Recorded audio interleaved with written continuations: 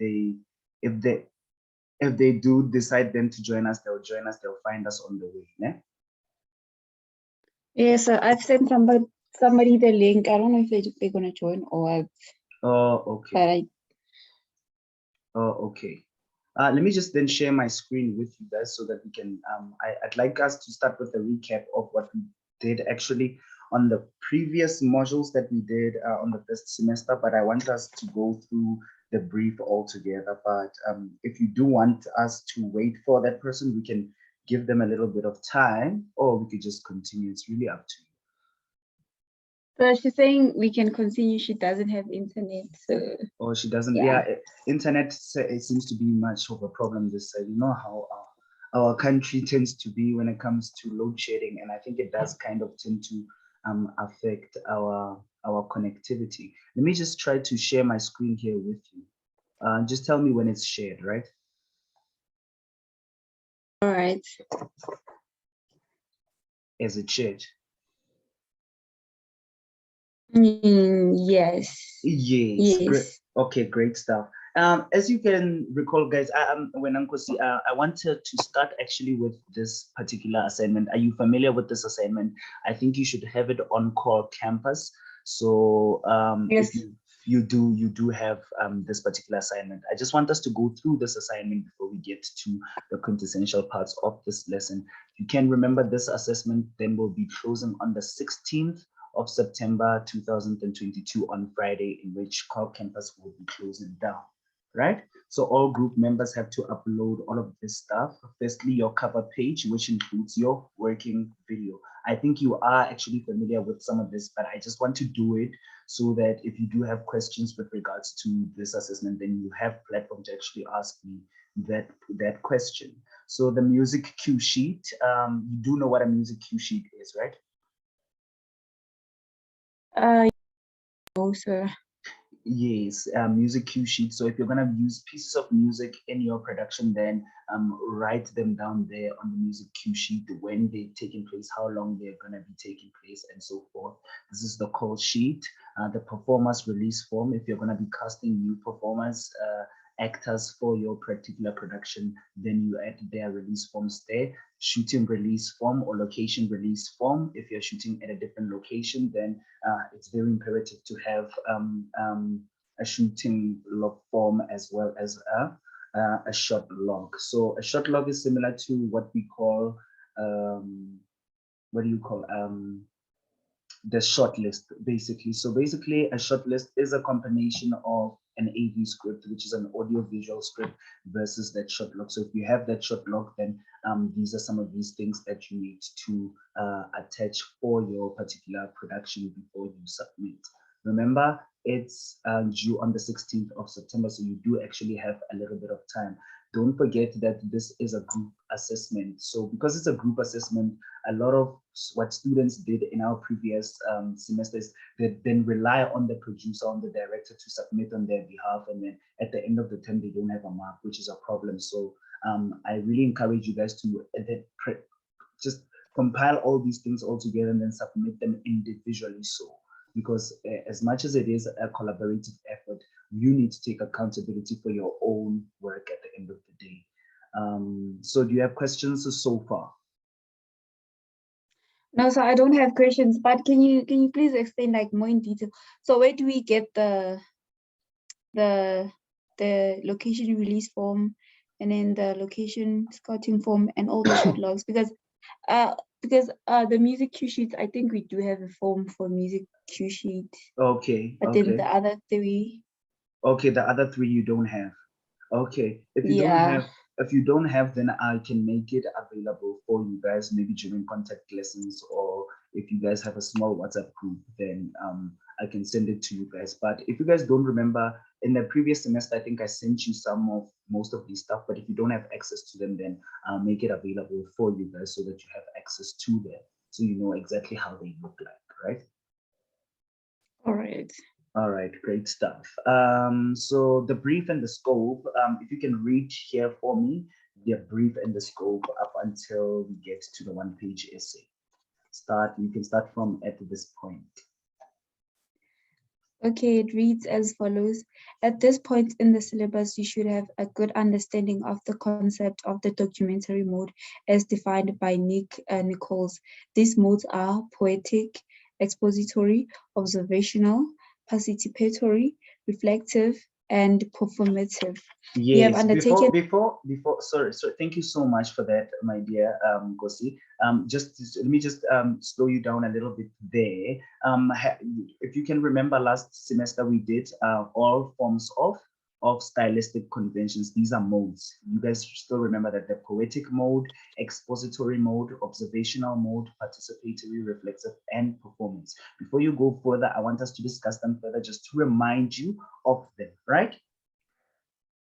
Yes, sir, please, because I don't think I remember them in that much. All right, great. If you can remember, there we have what we call the 5 components of communication, and we have narrative, performance, medium, aesthetics, as well as control. Now, the fourth one being the component of medium.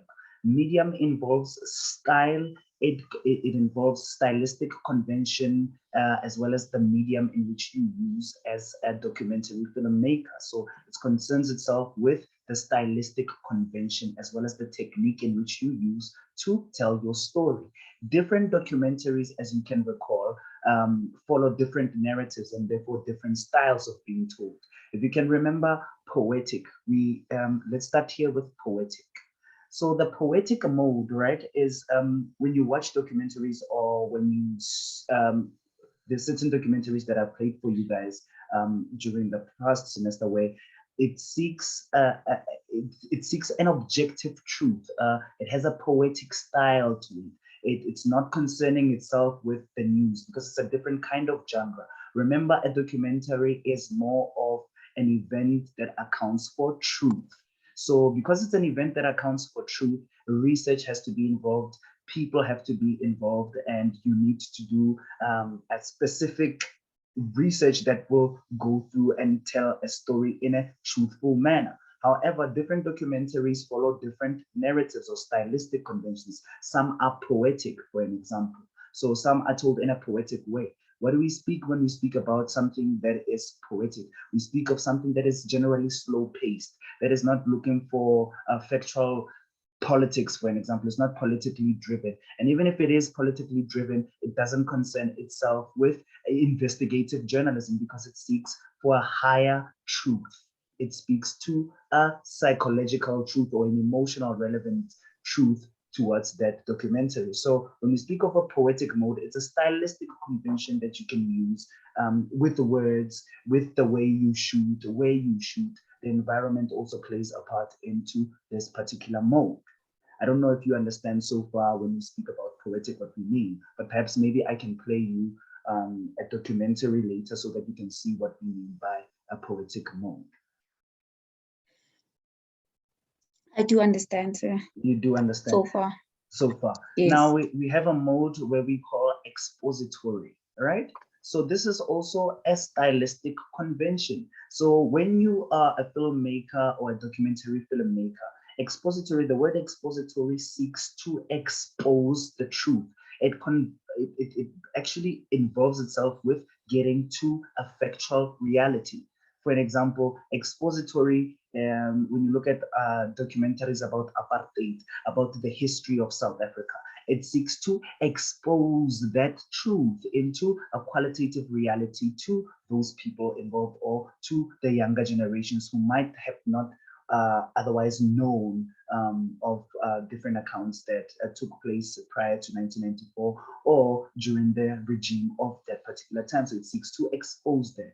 If you look at news documentaries, for an example, they seek to expose the truth of corruption. They seek to expose the truth of mismanagement. They seek to expose the education system, the police department, and so forth. So that's what we mean when we speak about the stylistic convention of expository, where your documentary seeks to expose. It concerns itself with facts and accounts that is more in the interest of the people, that is more reliable in terms of sources that you can validate, sources that you can account for. So that's what we mean when we say it's a stylistic convention of expository. It's a kind of mode that you can use for your documentary. I don't know if you understand. Another example would be an example of expository mode. I don't know if you've seen Checkpoint, for an example. Yeah. Checkpoint is also an example of what we call investigative journalism, but also because it's shot in the form of a documentary, it seems to expose the injustices of the system, or the injustices of corporates, or injustices of individuals that try to rob people on a daily basis, and brings these issues into life. So that's what we mean when we talk about the expository element. So I think, can you say like another example of expository is like Cutting Edge, from the one that used to play in SABC1? In SABC1, yes. That's a great example of expository elements or expository stylistic conventions of documentary filmmaking. Now, the third one, moving on to the third one, we speak about observational. What do we mean when we talk about observational scenes? Now, if you look at documentaries such as National Geographic, or documentaries about wildlife, right? Okay.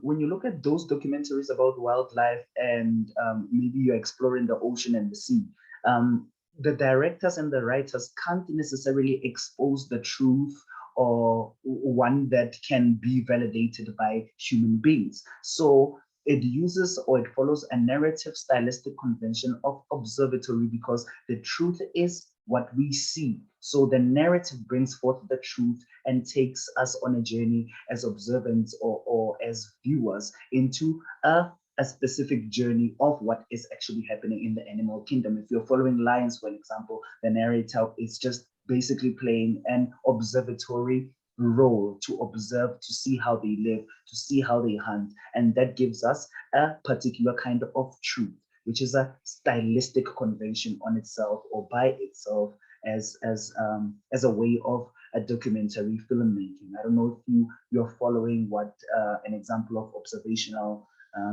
storytelling is about. Yes. Great stuff. Now we get to participatory mode. Can you still remember what participatory mode stands for and what it means? No, sir, I don't. Okay, so basically, participatory mode, when you are there's what we call, remember, if you can remember on the genres that we spoke of in our last semester, we have what we call citizen journalism. So citizen journalism is basically journalism where, if you're not a professional reporter, and you're not a professional, let's say, for an example, writer, or journalist, for an example, you can play your part as part of citizen journalism to report, record a number of events that you might be close to in your environment, and then you share them online. So Twitter is a great example of a lot of citizen journalists that report corruption, that report some of these things. So now it's part of what we call a culture of, or a stylistic convention of, participatory mode. So when you are shooting a documentary that involves a participatory mode, is you as a writer being actively involved in the story. So for an example, if take Ukraine, and there's war in Ukraine and Russia, for an example, right?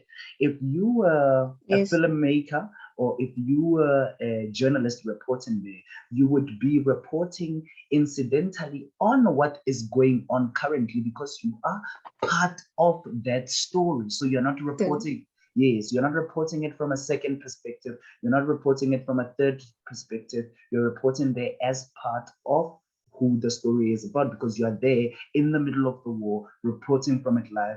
And these are things that actually affect you as a reporter. So it's part of participatory mode, because you're participating actively in shaping, crafting, and manufacturing that story as a truthful reality to the public. So that's what we talk about when we speak about the participatory mode. We are participating. It's also a stylistic convention in the form of shooting a documentary. Are you with me? Yes. Great stuff. Now we have what we call a reflexive mode. What can you tell me about a reflexive mode?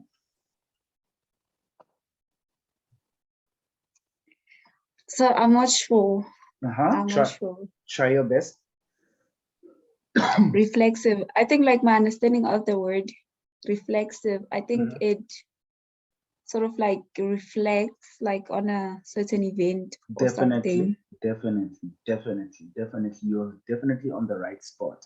So when we speak about the reflexive mode, we are taking account of particular truths or particular narratives Okay. or particular individual moments that you are reflecting on. I made an example of, say for an example, you're shooting a story about Robert Mugabe or Jacob Zuma or a person like Nelson Mandela, for an example, or Thabo Mbeki or Tsietsi Mashinini. You are reflecting on the account of the lives that these men have lived, their times in the regime, their times in fighting for liberation. So this is a stylistic convention that you can choose to explore in a reflexive mode. So it's also part of reminiscence, an account of previous events that are actually true. Because why? It's a documentary. It's a reflection of real life. You can't stage a documentary. So that's what we mean when we talk about the reflexive mode. You reflect on the history, you reflect on the past, you reflect on a truth, you reflect on a narrative or on an individual. So that's what we mean. Moving on into performance. Are you following me? Yes. Moving on to performance. So what do we mean when we go to performative? When we say something is performative, this is a stylistic convention of a performative assessment. Which one? What do you think we're referring to? Performative. Performative.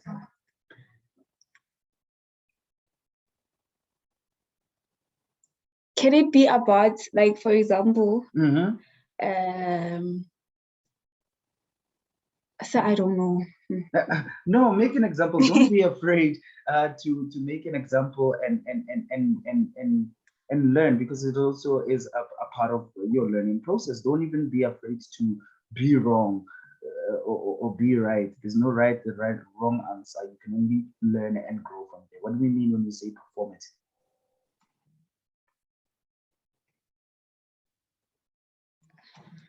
Okay, let me help you, right?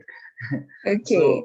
So have you seen documentaries where, for an example, there's a lot of narrators, or a narrator plays an active part, or the what you call the main writer or the director or the producer plays a part in being a part of that documentaries, and they narrate what's going on, and sometimes they are a part of that film because they are being interviewed and they're interviewing people as they go. So they are actively involved in the production process of crafting that documentary. And in most cases, what they do is a performative stylistic convention is you can, sometimes you watch crime detective shows and then they do reenactments, for an example, right?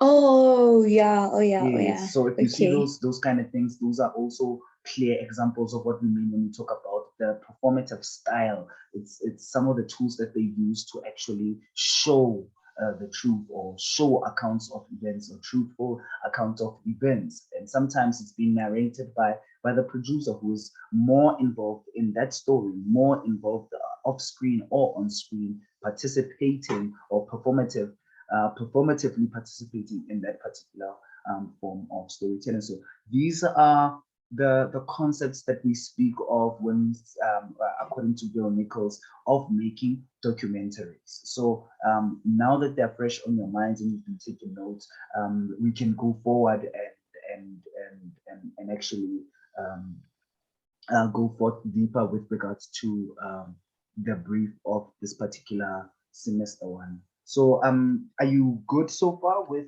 all of them, these styles? Yes, sir. Okay, great stuff. Now you can finish, you can start, continue off from you have taken the creation of documentaries. You have undertaken the creation of documentaries using archival footage, as well as interviews. But now you are tasked with choosing one of the 6 modes, researching that mode, and creating a documentary using that mode. Wow. Great stuff. Okay. Great stuff. So you're following so far. So you're gonna have to choose either one of this particular mode and research it directly to say, okay, what does it involve? What kind of filmmakers have made this kind of mode? How have they used it perfectly to tell their stories? And how can I use some of the stylistic conventions that they've used to actually make my story even better? So choose one of them. Yes. So I don't know if I understand you, but I just want to confirm that I understand. So you're saying that, or this brief is saying that we should choose a mode. For example, let's say we choose poetic, as me and my group, we choose poetic. So we should do a documentary with that mode, with basically, that mode, and like research that mode and like make our own documentary and our own understanding of that mode. Of this particular mode, of this particular style. Yes, definitely, you do understand. Just to reiterate it, you do research on this particular mode, and having understood this mode, you stick to the style and the stylistic conventions of this particular mode, right? Of this poetic mode, and you tell a documentary of this mode, right? I'll show you, I'll play you an example of a poetic mode so that you can see how this documentary makes you feel, and you get to see the scope of how it actually goes by and so forth, right? Yes. All right, cool. You can continue from using that mode. You are not allowed to produce the same or similar documentary as in FA2. You're also not allowed to use the same documentary mode as you used in your formal assessment 2. If you use the observational mode in FA2, you may use any of the remaining 5 documentary modes. Great. 1-page essay. In order to achieve a good result, you have to research the type of documentary you wish to make. For the first part of F3, you are required to write a short essay of 1 page on the mode that you have chosen to shoot your documentary in. Okay, stop right there. Stop, just slow down right there. Okay. So for the first part of this particular formative assessment 3, you are required to write a short essay of 1 page, right? On one mode that you have chosen to shoot your documentary. So you are going to write an essay that has 1 page on the particular mode, why you've chosen this mode, examples of that mode, right? Okay. And why your documentary okay, you can continue from here. Your documentary should be informed by this mode. It is out of the utmost importance that you understand the techniques required in order to apply this to your own film. In your essay, you should discuss the mode you have chosen and why you believe that this mode will best suit the subject material you have chosen. By doing this kind of thoughtful exploration, your film will benefit you greatly. Yes. Furthermore, your essay should be informed by the following. A, what defines the mode you have chosen? B, you should effectively describe the techniques used in this mode. C, you should describe how you plan on integrating what you have learned from the mode into your film. D, you should prove that you have chosen a mode that will reflect best in your film. Great. That's the first part of your assessment, right? Your essay. Great. Now we're going to the second part. Shoot your documentary. So like as they're saying here, like the essay should have this part on why we chose this documentary. Definitely. And what, okay. Yes, and effectively describe the technique you used in this mode. Yes. You should describe how you plan on integrating what you've learned from this mode into your film. You should also prove that you have chosen a mode that will reflect best in your film. So for an example, if you're going to use a poetic mode to tell a story about crime, and there's nothing poetic about it, so you must always choose something that, if you're going to choose a subject matter that is touchy or subject matter that is artistic or that is concerns itself with an inner truth or a poetic inner truth that is beautiful in its own way, you must use a stylistic convention or mode that will serve the purpose of that. If you're going to write something that is political, or if you're going to pursue something political, it's best then to choose a mode that will fit in directly with the mode. Maybe you want to shoot something observatory, you can choose to choose something that is expository. That's as a mode because you're choosing, it goes in alignment and hand in hand with the subject, the matter, and the story upon which you're telling, right? So always consider the subject matter and the story that you're telling before you actually choose a mode that is relevant for it. So what defines the mode you have chosen? If you're going to maybe talk about Mother Nature, for an example, or how whatever, I'm just throwing ideas out there. Maybe you're going to talk about Mother Nature and the sun and or agriculture and how food is running along or whatever. You may choose to have it, you want to have a poetic element to it because you can start using Mother Nature as the concept of the earth, the sun, the moon, and how it provides for human beings and how human beings have polluted it with manufacturing and so forth and so forth. And there's no food for people, shortage of this, global warming, and so forth. So you can choose that mode because that mode would serve best in relaying the narrative that you've got for your audience. So it's always best to choose a mode that will complement the nature of your story. So I think that's what it means when they say you should prove that you have chosen the mode will reflect the best in your film and that describe how planning on integrating what you've learned from this mode into your film. So I think, I don't know if you're following me, but I think you're following so far.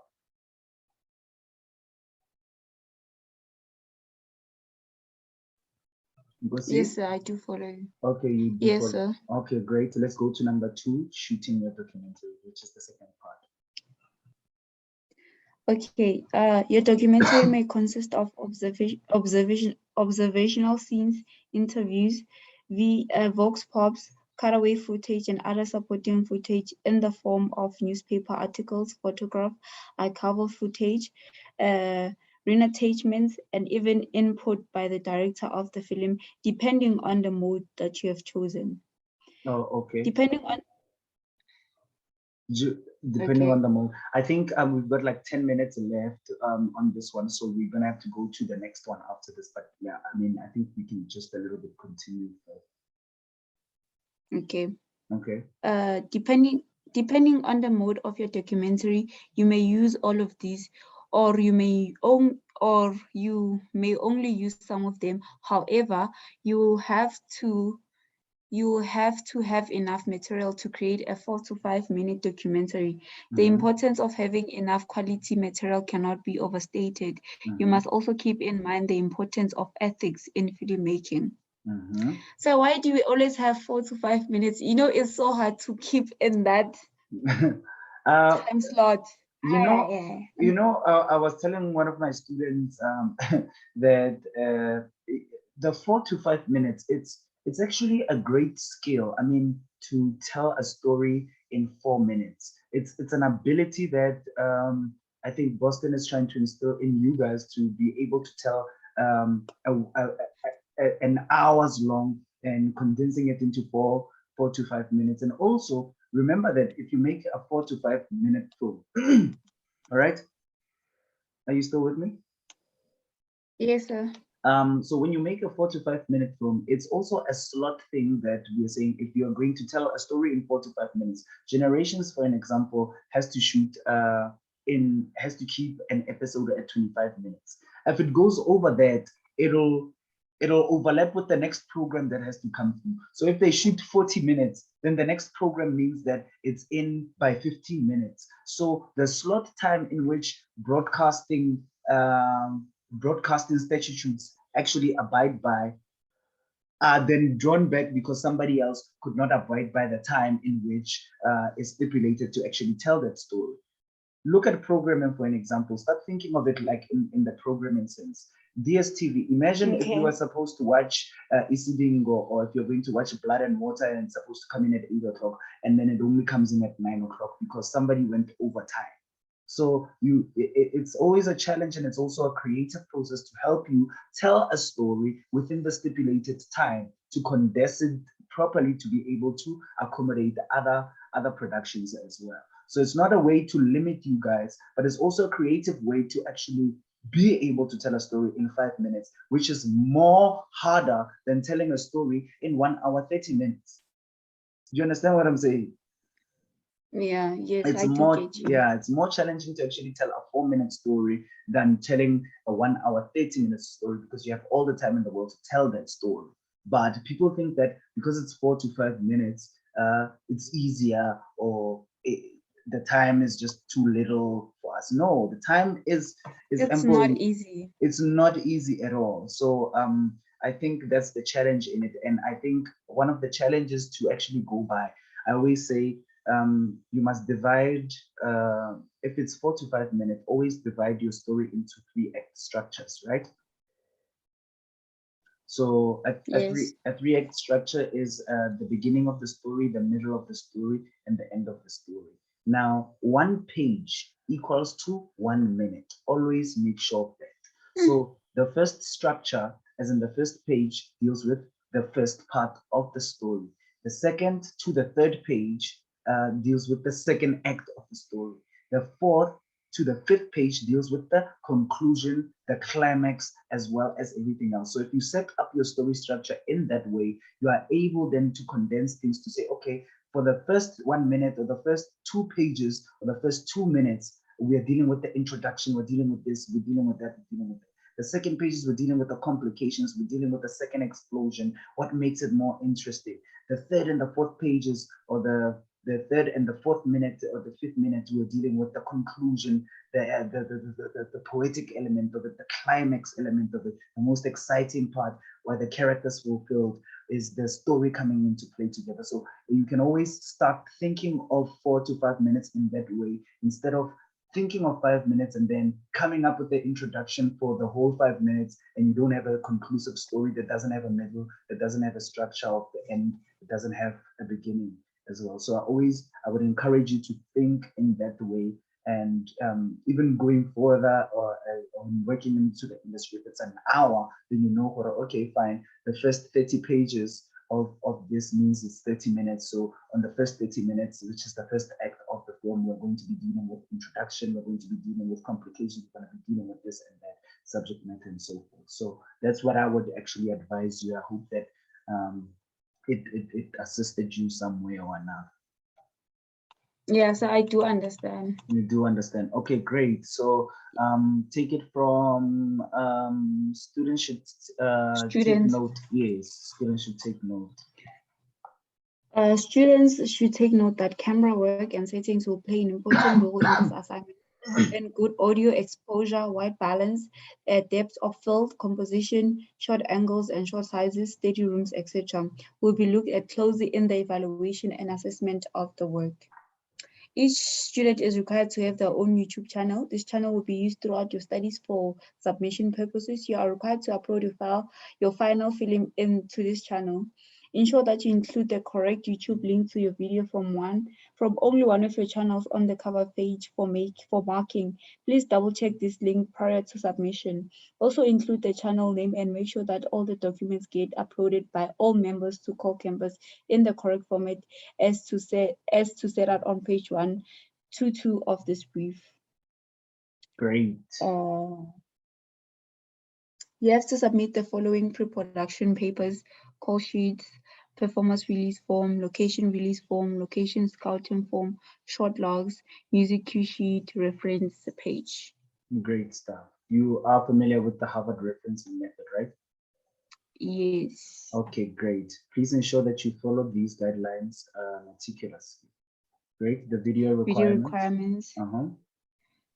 Title of your chosen mode included, duration 4 to 5 minutes, color encoding system PAL, framework, frame rate 25, what is that, FPS, aspect 25 FPS. FPS stands for frames per second. So you have what we call 30 frames per second, which is higher resolution frames. So it's 25 frames per second.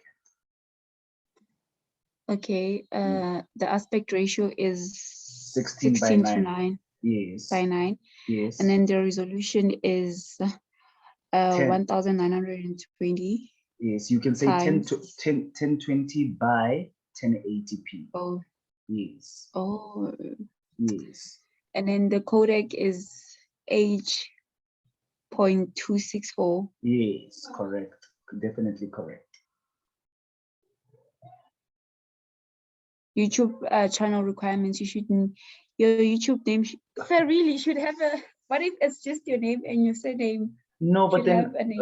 remember, you guys are working in groups, so it would be great Yeah. to have that group name, so that whenever I mark, then I have access, that I know that, okay, this is this particular group that I'm working for. This, who was the director of this, who was the producer in this particular thing, who was We do have a name for our group. Yes, if you have a name, you can still use the same thing, that name for the group. If you're going to be using different people, if you're going to be working with different people, then I encourage you guys to then create another channel to then post everything else that you need to post on your particular group.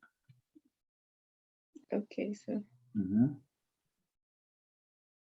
And then you must have a descriptive title for your video. You must include a video description, including the official assessment. You are further required to produce a complete shooting schedule, as well as short logs, crew forms, location release forms, and performance releases. All right. You may not sorry to interrupt you. I think we've got less than 1 minute left, so I think let's jump onto that last link so that we can continue this without any disturbances. All right. So. Okay, great stuff.